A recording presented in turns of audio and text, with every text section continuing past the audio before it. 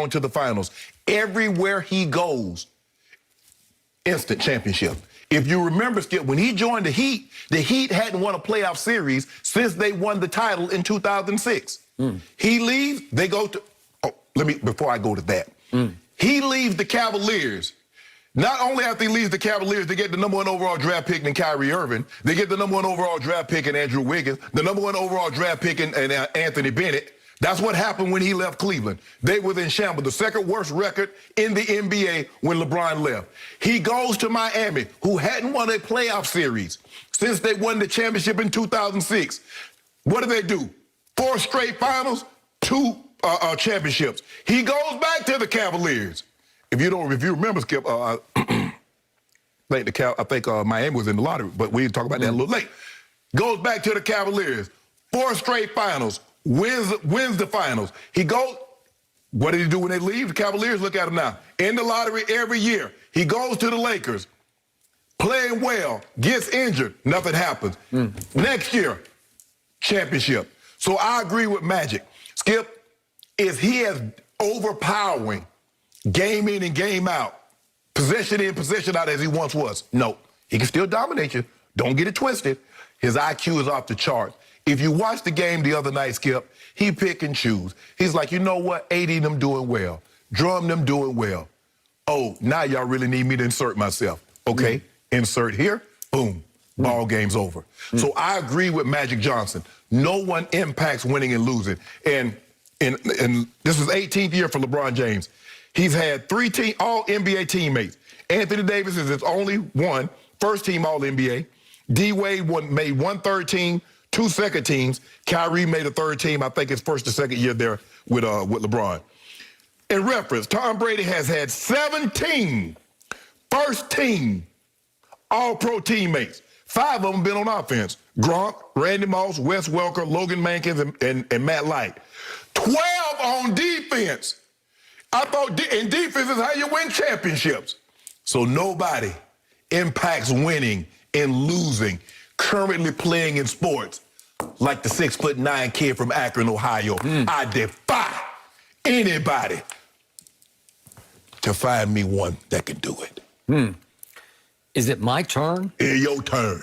I'm just glad we have a roof over our heads, or God would have struck you with lightning for what you just said, because it was pure blasphemy. It was heresy. It was so out of bounds that I'm embarrassed that we're doing this topic in the direction you took it. You just said that LeBron James is more valuable to his team than Tom Brady is to his team. Yes. Correct? Yes, that's what I said. What part about that did you hear? Okay, I'm going to start from the start with Magic. I love Magic Johnson. I rank him the 2nd greatest basketball player ever to Michael Jeffrey Jordan. But obviously, his GM reign ended badly with the Lakers, and ever since, he has been trying to preach back to the Laker Nation choir because he loves to be loved and he wants to re-ingratiate himself as the #1 Laker ambassador. And the quickest way to do that is to tweet greatness about LeBron James, because that's the quickest way to win back Laker Nation. Magic place in Laker lore is secure. He can say whatever he can say. The Lakers terrible for the next 50 years. Magic Johnson is secure. Did it not end badly when he was the GM? Well, didn't it end bitterly? Yes, it did. He did Jeannie a favor to give the Lakers credibility. He said she asked her good friend Magic, because they're very close in age, Skip. They basically grew up together. Can you come do me this solid? He did that solid. But, Skip, that's not in Magic's heart. Magic is a businessman. He want to do things outside of basketball. I got you, but it did end badly, and ever since, he's been on Twitter trying to say, ain't we great? And I love that about him, because that's how his heart is. Let me ask you a question. He bleeds purple and gold. Do you believe LeBron would have come to the Lakers if Magic Johnson hadn't been the GM at the time? I don't know that. I mean, the Lakers are an institution that supersedes even Magic Johnson. So the sun out here in the West Coast, it's the sun, not because of Magic. It's just like God was good. So he was coming with Jim Buss and Mitch Kupchak. Okay. Well, again, the Lakers are the Lakers, and living in L.A. is, as you well know, living in L.A. Jim Buss, the one that signed Lou Alding, that signed Timothy Mozgov. And stop. Hollywood is Hollywood. And Michael B. Jordan is Michael B. Jordan, right? And you pursue that path also, and he's pursuing both at the same time and doing famously. So I give you all of the above. Just the other day on the show, we went back and forth about who's the most valuable Laker, not sports. Oh, no, just Laker. you went back and forth. Yeah, I ain't go back and forth with you. I'm just playing off what LeBron said. We go as AD goes. When he comes back and he's AD, then we'll be the Lakers again. Well, that indicated to me that LeBron says he's a little more valuable than I am at my stage and age. Can you ask me a question? Can you answer me this? Where has LeBron been in which his team has not at least made it to the finals? Name the team that he's played on. All right, I'm about to name lots of teams.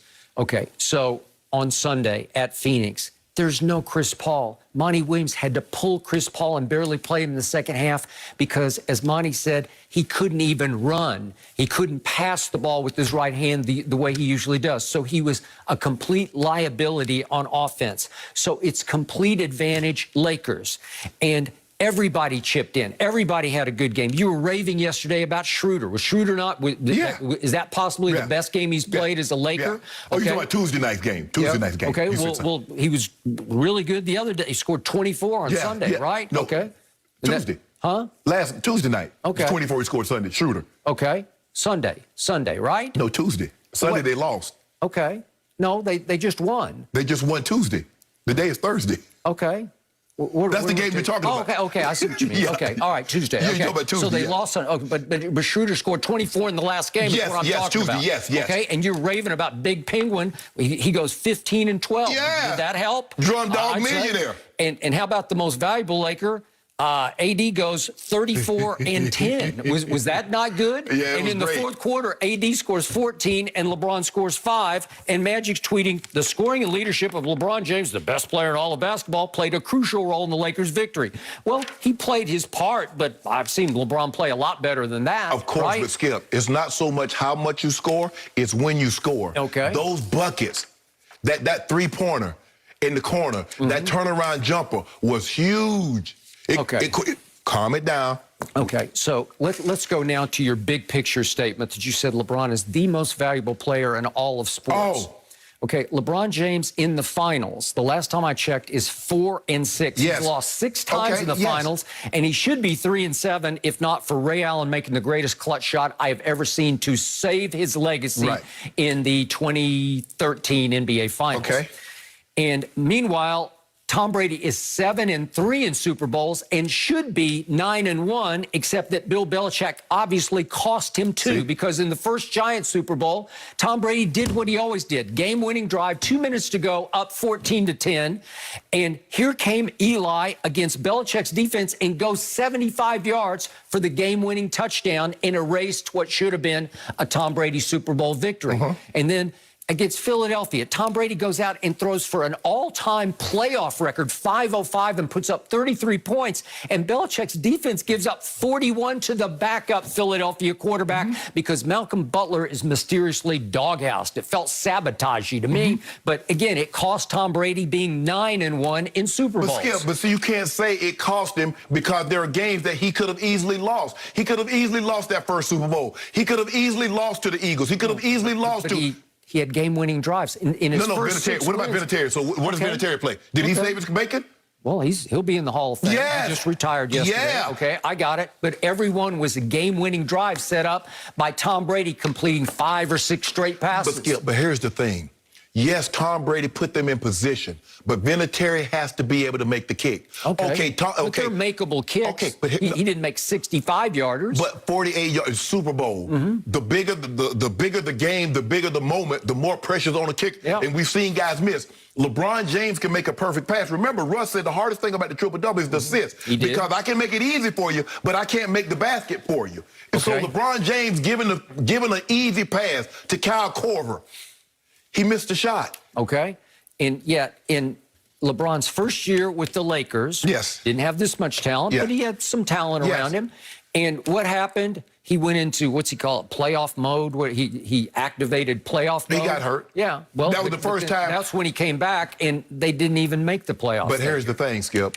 he got hurt, and that was the first time in his career that he had missed that much time. So you said, I'm going to activate, but he really didn't know how his body was going to respond because his body had never been in that situation Okay, before. so now let's look at the 43-year-old quarterback in his first year away from Bill Belichick in Tampa. In the middle of a pandemic with no preseason and very little practice time, he takes a 7-9 team and a franchise known as the Succaneers, was the worst winning percentage in the history of sports as a franchise. And in his first year, against all odds, he flips the culture and it installs the Patriot way in Tampa Bay. And all of a sudden, they go win the Super Bowl.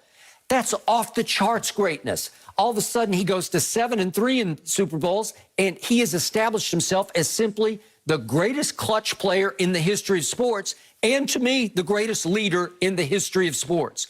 It's period, end of story, because playing quarterback, as you will attest, is simply the hardest position to play in all of sports. Let me ask you